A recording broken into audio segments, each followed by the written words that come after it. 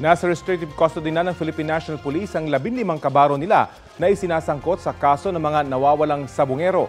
Si Julie Patidongan alias Totoy may pinakitang tattoo na may kaugnayan umano sa ilan pang sangkot sa kaso. Balitang hatid ni Ian Cruz. Ipinakita sa akin ni Julie Dondon Patidongan alias Totoy ang tattoo niya ni San Miguel Arcangel na nasa may likod malapit sa batok. Ayon sa kanya, nasa 20 raw silang may kaparehong tattoo. Tanda umano ng kanilang malalim na samahan ng mga anyay may kinalaman sa missing sabongeros. Pero may ibang miyembro raw na pinabago na ang tattoo. Yung tattoo dito, yung sa amin, alam na ng ano to, yung Arcangel, yung grupo na yan, may mga tattoo lahat yan. Kaya imposible. Yung isang kaibigan ko na pulis, nagpadala na ng picture na binago niya na yung tattoo sa likod. Yung tattoo namin dito sa likod, ngayon pinatakman na nila. Pero halatang halata kahit takpan pa ninyo ng ilang tattoo yan, hindi nyo mabago yan. Sabi ni Patidongan, mula nang ilabas daw niya ang mga nalalaman tungkol sa kaso ng mga nawawalang sabongero, kaliwat kanan na raw ang banta sa kanya. Pinadalhan pa ako ng bulaklak na rest in peace. Hindi ako matatakot kung sino ka man yung Poncio Pilato ka nagpapadala sa akin ng ganyan. Takutin mo yung ang lolo mong panot. Huwag ako. Handa na raw ang kanyang salaysay pero may inaayos pa bago isumite sa Department of Justice. Yung pidabit na yan, nandyan na yan. Katulad nung sinabi ko na nakaraan, kulang pa talaga. Pero mag-antay ka, Mr. Atong Ang. Bumaliktad na lahat. Yung mga pidabit ko na yan, alam kong may kopya na si Mr. Atong Ang yan. Pero hindi ko pwedeng ibigay ang lahat ng detalye niyan. Wala pang bagong pahayag si Atong Ang, pero nauna na niyang itinanggi na may kinalaman siya sa kaso. Nasa protective custody ngayon ng PNP si Patidongan. Habang ang 15 pulis na dinadawit sa kaso, nasa restrictive custody sa Camp Crame. Sabi ng PNP, posibleng madagdagan pa ito habang umuusad ang investigasyon. Wala kaming sasantuhin dito, we will leave no stones unturned. Ayon kay Police General Nicolas Torre III, bago pa man siya maging PNP chief, lumapit na sa kanila si Patidongan. Sa IDG pa ako na sinimulan ito. Okay? Sa IDG pa ako nang nakuha namin si Totoy at nagbigay ng information sa amin. I was very shocked. Karumal-dumal naman talaga ang nangyari. Hindi talaga not acceptable by any standards. Ian Cruz nagbabalita para sa GMA Integrated News.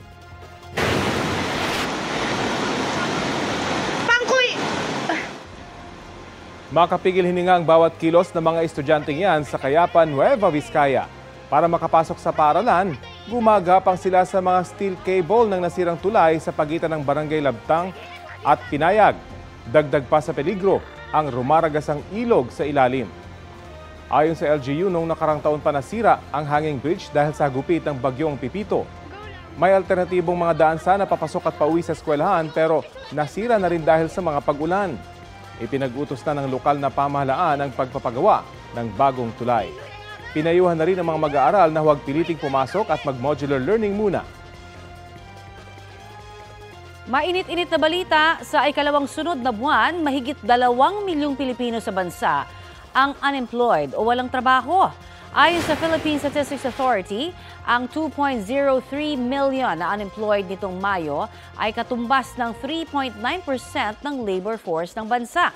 Bahagyang mas kaunti kumpara sa 2.06 million na walang trabaho noong Abril. Kabilang po sa mga sektor na may pinakamaraming bagong trabaho nitong Mayo kaysa noong Abril ay sa agrikultura, accommodation and food services, manufacturing at edukasyon. Sabi ng PSA, mas kaunti rin ang 6.6 million na underemployed nitong Mayo kaysa sa mahigit 7 million na underemployed noong Abril.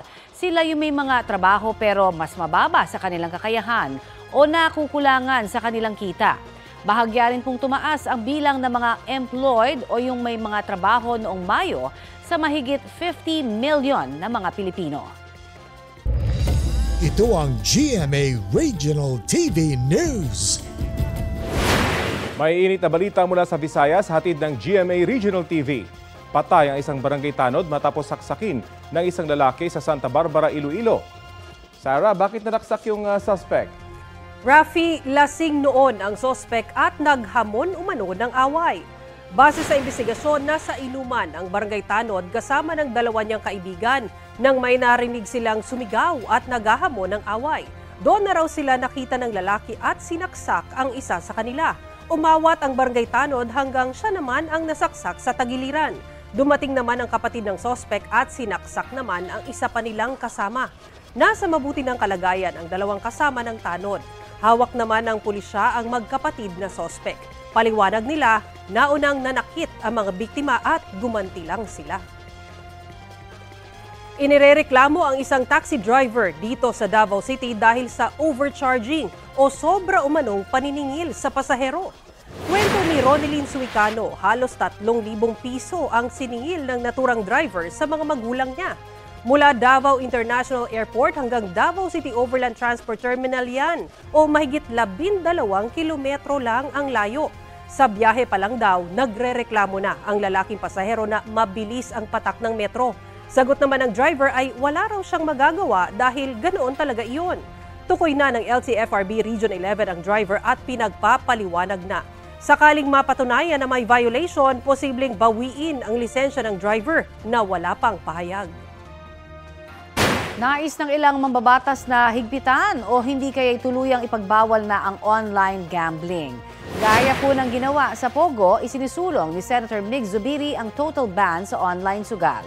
Mungkahi naman ni Senator J.V. Ejercito sa National Telecommunications Commission o NTC, baka posibleng ipablock ang access ng isang individual sa online gambling sites. Paglimita rin sa access ang panukalang batas na inihain ng Akbayan Party List. Bukod sa players, dapat din daw higpitan ang pag-promote sa e-sugal.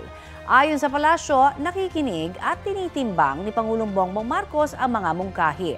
Ang PAGCOR handa raw sumunod sa anumang maipapasang batas kaugnay sa online gambling.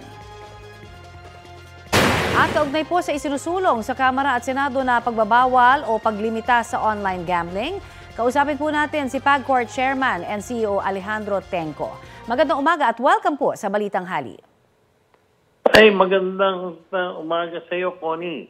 Yes, sir. At, ano ho ba? Sa lahat ng nakikinig sa iyong programa. Opo. Ano ho bang masasabi ninyo dito sa isinusulong po sa Senado at Kamara na sabi nga yung iba total ban ang online gambling, iba limitahan naman? Ako po, tulad ng aking sinasagot sa mga katanungan nitong mga nakaraang araw, ako po ay ang PAGCOR po, ang hinihiling sana ay magkaroon ng mahigpitang regulasyon. At yun po ang nakikita kong isang paraan dahil sa paniniwalang mahirap pong i-ban totally ang online gaming sa pangkasalukuyan dahil lang po sa ang gamit lang po nito ay internet or yan po ang paggamit sa pagsusugal ngayon online. Kaya gusto kong ipaalam sa lahat na marami na po nitong mga nakaraang buwan na pag-aaral ang ginagawa ang PAGCOR at magkakaroon po ng anunsyo kami sa mga susunod na linggo tungkol sa mga hakbang na aming pinag-aaralan at ipatutupad sa mga susunod na araw. Kasi po ay merong magiging signing ng Memorandum of Agreement with the Ad Standards Council sa darating na ika-16 ng Hulyo kung saan gusto namin mahigpitan po itong mga outdoor advertising natin. Gayon din po yung advertising natin sa primetime TV. Isa po kasing mapapansin mo siguro, Connie, parang mga kabuti na kumalat na lang kulubsan itong mga billboard na ito. Sa pamamagitan ng Ad Standards Council, naniniwala po ang PAGCOR na mariregulahan natin itong mga billboard na to at siguro sa mga susunod na linggo, siguro, ang kailangan lang ay ayokong pangunahan ng Ad Standards Council, pero ang maliwanag dito, bibigyan lang siguro ng konting panahon yung mga may billboard na yan na ibaba na ang kanilang mga billboard at maregulahan na as to the size. Kasi Connie, kung nakikita mo, kasing lalaki na ng mga building. Oo nga po, ganun nga po. Pero sa ngayon ho ba, ilang online na gambling operators ang legal na nag-ooperate po sa ilalim ng PAGCOR? At Opo, kumpara ho sa mga illegal? Yun po ay napakagandang tanong. Sa ngayon po, halos kumulang po 70 lang ang may lisensya. Ang talagang paulit-ulit kong sinasabi sa lahat na nagtatanong sa akin, ang sinisira sa online gaming industry ngayon, yung maraming illegal na patuloy na nag-ooperate. At ang masakit nito, Connie, they are operating from outside the Philippines. Ayun na nga. Ilan po ito? Ang tinatarget nila mga Filipino customers, no? So, makikita mo ang daming mga website ngayon na nakakalat tulad ng ilang na kinokopya yung mga pangalan ng mga IR natin at dinadagdagan ng mga numero lamang para pakita sa publiko kunwari na sila yung kumakatawan doon sa malaking casino na yon.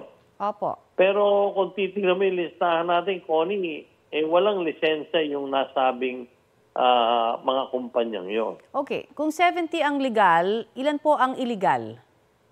Ang tingin ko po, nasa daan po ang illegal. Ganun po karami. Mas marami pa pala, ganun po karami, yes. Ang masakit, Connie, yan ang mga kumpanyang hindi nakapagre-regulate ng tama. Yung mga reklamong pati kabataan ay naglalaro, diyan naglalaro ang mga kabataang menor de edad. Alam niyo naman dito sa PAGCOR, 21 years old and above ang regulasyon natin. Yung mga nagpapasugal o nagpapasugal na hindi lisensyado, tumatanggap yan maski anong edad para lang makapaglaro sa kanila. Walang benepisyo. Pangalawa, correct. Pangalawa, Connie, marami kaming natatanggap araw-araw na sulat na reklamo kung saan sila'y hindi nababayaran, sila'y hindi binabalik ang deposito, sila ay nadadaya doon sa sugal. Yan ay nagaganap sapagkat wala ngang regulasyon at walang lisensya. Opo. Sa PAGCOR, pagka ikaw ay may license, may lisensya ka, ay dapat dumang ka sa isang masusing pagtetest ng iyong mga games para nang sa ganun mapakitang patas ang palaro. Ikaw ay kailangang magbayad do sa nanalo at ikaw ay dapat magbalik ng deposito ng mga player mo anong oras man hingin ito ng player sa iyo. Okay. Sir, ito bang sinasabi kasi din na walang benepisyo maging ang gobyerno dahil wala rin namang nire-remit yung mga illegal na yan na gambling, Pero sa legal po na online gambling, kaya daw wini-weigh ng ating gobyerno o ng administrasyong Marcos, dahil malaki rin ho ang naiaambag naman ng legal na online gambling. Magkano ho ba? Noong 2024 po, himigit kumulang po sa 50 bilyong piso ang nalikom ng PAGCOR na license fees. Doon po ay automatic po yun. 50% ay pupunta na kagad sa kaban ng ating National Treasury. At bukod po doon ay maraming sinusuportahan na ahensya ang PAGCOR tulad ng Philippine Sports Commission, Dangerous Drug Board, yung PhilHealth sa pamamagitan ng Universal Care Act. Kami po ay nagsasubsidize ng PhilHealth. Tinitingnan ko po nung makalawa, ang na-contribute po ng online gaming alone, hindi po ng PAGCOR, sa PhilHealth, meron pong kulang 6.5 billion pesos. Opo. Pero so kung atin titingnan, ma'am, sa 30,000 average, can you imagine ilang milyon yung ating natulungan sa pamamagitan ng license fees ng online gaming sa mga pasyente ng PhilHealth? Marami pa ho sana tayong mga pag-uusapan. Itutuloy na lang natin siguro sa mga susunod na araw ang iba pang mga tanong tungkol po dito, especially when it comes to yung addiction ng ating lipunan sa gambling. Marami pong salamat, PAGCOR Chairman. Salamat ng marami, Ma'am Connie. Maraming salamat at maraming salamat din sa lahat na nakikinig sa iyong programa. Magandang hapon po. Magandang hapon po. Yan po naman si PAGCOR Chairman Alejandro Tenco.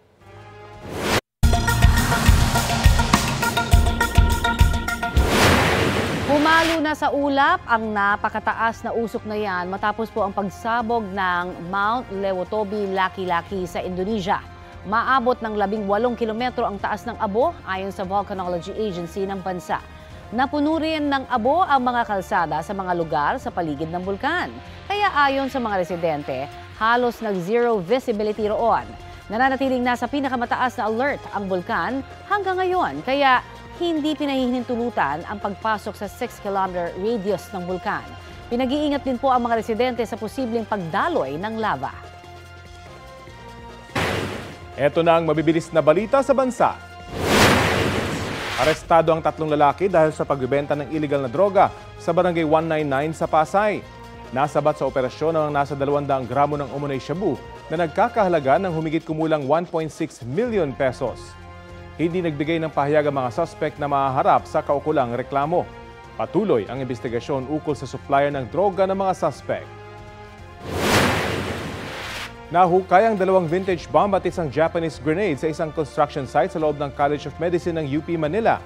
Ayon sa District Explosive and K9 Unit ng Manila Police District, nasa 3 talampakan ng lalim ng pagkakabaon ng mga bomba. Kung tinamaan daw ito sa paghukay, ay posible itong sumabog. Bago kunin, pinilikas muna ang mga empleyado sa universidad at mga construction worker. Nakatakdang i-detonate o pasabugin ang mga lumang bomba sa Tarlac. Humingi na ng paumanhin ang driver ng isang luxury sports car na nag-video habang nagmamaneho. Sa post sa social media ng driver na si Josh Mojica, inamin niyang siya ang nagmamaneho sa nag-viral na video. Inaako raw niya ang pananagutan sa kanyang ginawa. Payo niya sa mga nanonood sa kanyang mga video, huwag gayahin ang kanyang pagkakamali. Pinahaharap si Mojica at ang nagmamay-ari ng sasakyan sa Land Transportation Office sa July 10 para magpaliwanag sa insidente at patunayang hindi sila dapat humarap sa reklamo. Kung mapapatunayang may sala, pagmumultahin ng 10,000 piso si Mojica para sa paglabag sa anti-distracted driving. Posible ring suspindihin ng 3 buwan hanggang 1 taon ang kanyang lisensya o kaya'y tuluyan na itong bawiin.